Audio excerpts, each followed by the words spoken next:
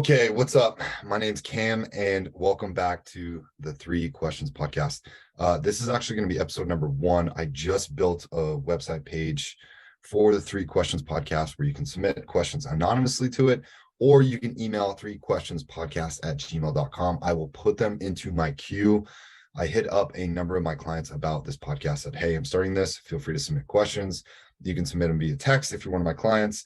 I will answer these in an ad hoc format. The Three Questions podcast is generally 15 minutes. I will spend 5 minutes on each question, give you a shout out, read your first name, where you're from, and of course, try to put my own spin for my own experience. I worked in advertising and marketing and sales for over 12, 13 years.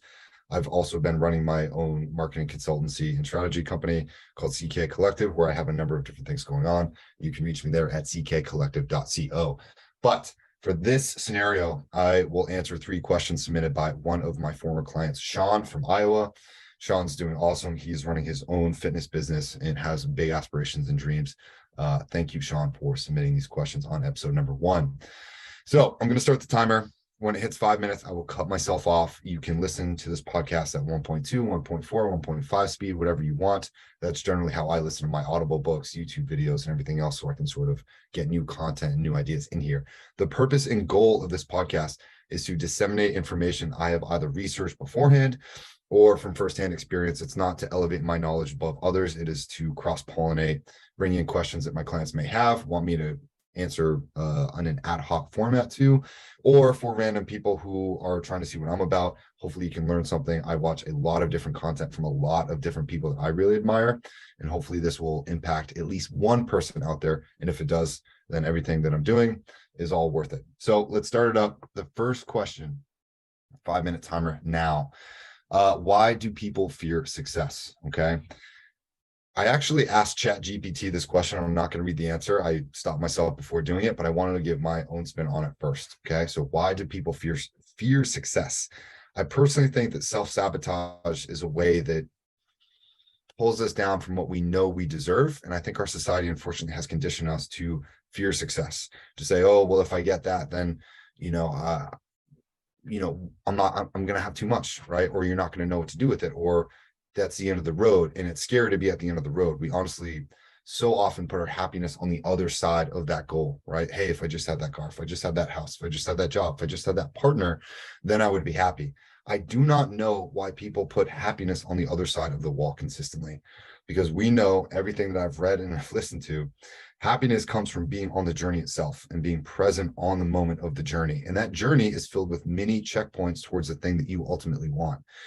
I guarantee in life, if you ever ask somebody successful that you admire, a famous sports star, a boss, somebody who looks like they have it all. If you say, hey, after you got that job, after you got that partner, after you got that car, were you happy? Right? They may say yes initially, but it's never, ever a long-term lasting happiness. Okay. I feel like success is the same way.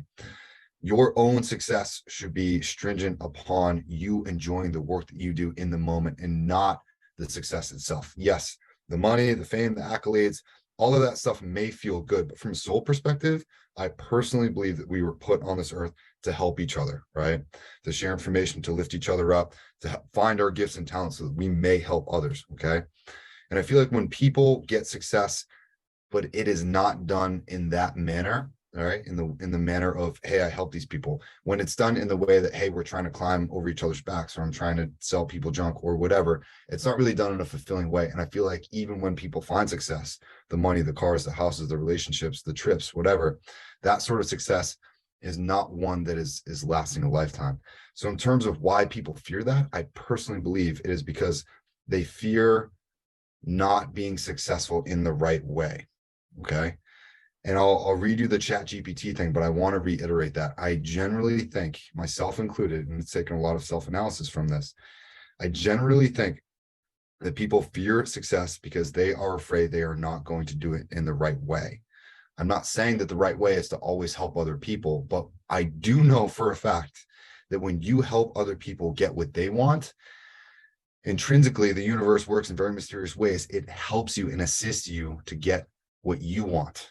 Okay, I'm going to say that again. When you help other people get what they want, eventually, guaranteed, 10 times out of 10, I've seen this happen in my own life, and I've seen it happen to other successful people. You get what you want by helping other people first. Okay. Success is all about finding your talents, your gifts, your abilities, bring it to the world so that you can help or benefit other people, other societies, whatever it is. And intrinsically, you will find success that way. So I do think, again, that people fear success only because they fear doing it the wrong way, or they don't know what the right way is to do it. Okay. That's generally my answer. I asked ChatGPT, and I'll read this to you quick because we have 1 minute left. There are many reasons why people may fear success. Some people fear success because they are not sure they can handle the added responsibilities and expectations that come with it.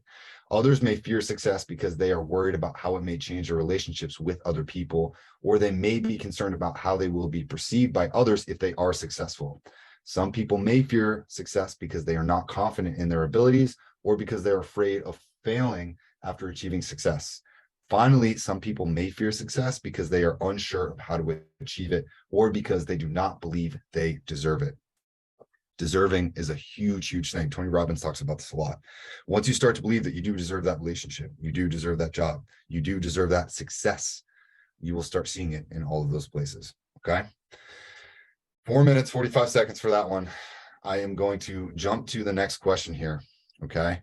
And that question is, what makes a successful entrepreneur, right?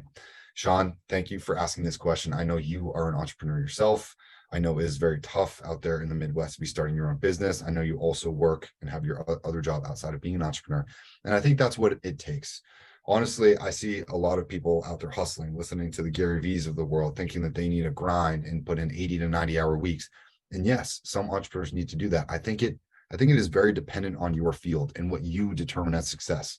Okay. If you are starting your own business and you want a couple hundred clients, or you want a couple dozen clients, or you want to make an item, it all depends on what industry you go in. But I will say the one thing that I see in a successful entrepreneur, right? Maybe three things, right? You got to be opportunistic. You always have to see an opportunity where others don't. Okay. Number two, you always have to be willing to learn. Okay. Whether it's a new book, whether it's a new podcast, whether it's a new conversation, whether it's going the extra mile and writing those emails, right? You have 2 ears and 1 mouth, which is designed for you to listen twice as much as you speak. Okay. And I see successful entrepreneurs consistently either consuming or listening or trying to learn twice as much as they try to do, right? That makes it more effective when they go and do things. They've now accumulated all of this wealth of knowledge from the mosaic out there.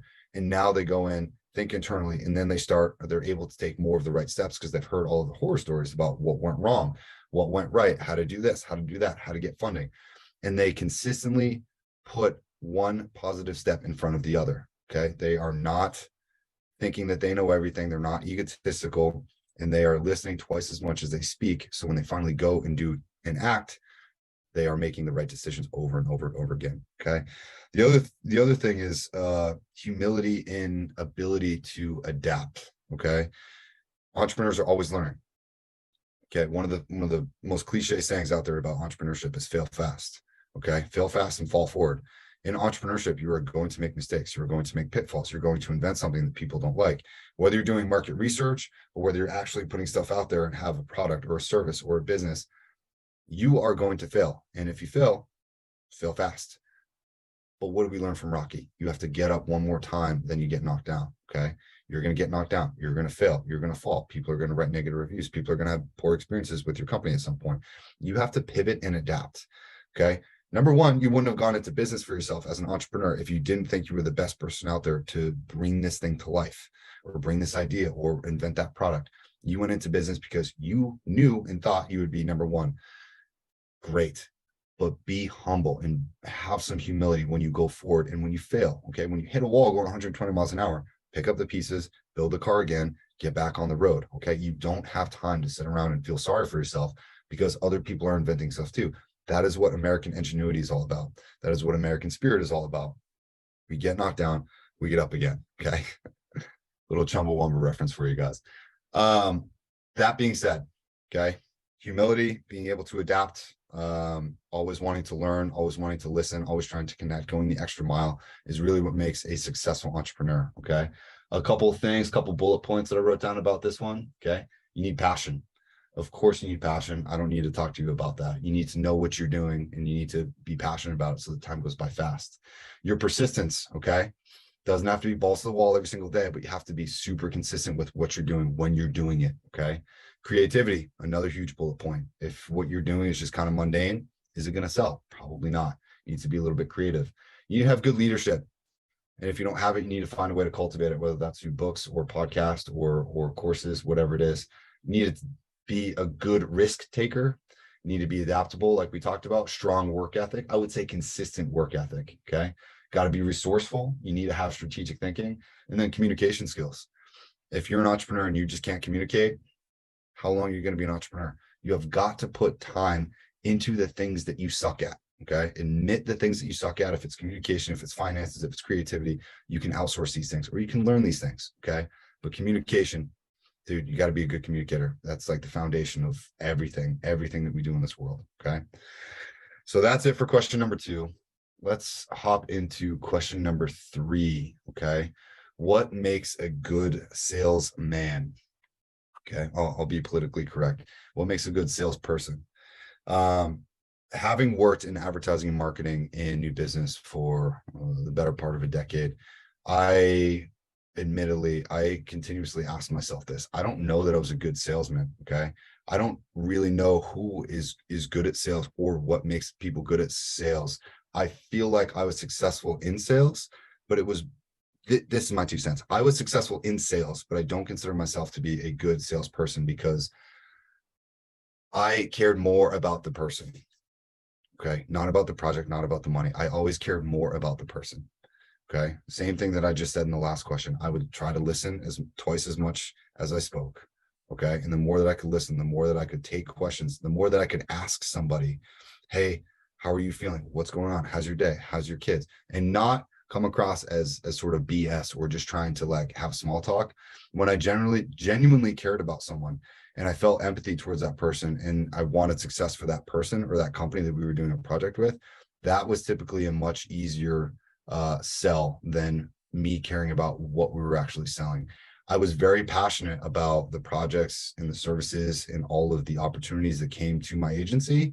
I was very excited when I got a new lead, a new opportunity, a phone call, but I always wanted to learn more about that business or about that person. And I think some of the best questions that you can have in this world are who, what, when, where, why, and how. Okay. You ask that, you understand that person. The best word in any language is somebody else's name. Okay. So if you can use their name, if you can maintain good eye contact, and if you at the end of the day can interact in a person where that person leaves that interaction with you feeling better about themselves, that's always a win. Whether you're in sales or not, you should always be thinking about how to make somebody else feel better in that interaction, in your personal relationships, in whatever it is. Okay. You should always be focused on making the other people feel better than when they first interacted with you. Maya Angelou has a great quote. She goes, people won't remember what you said. People won't remember what you did, but they'll always remember how you made them feel. Okay. And I think about that quote a lot. And I know that sales teams across the board teach this. They teach empathy. They teach how to listen. And if you're on a call, right, 10 times out of 10, people will always do business with people that they know, like, and trust.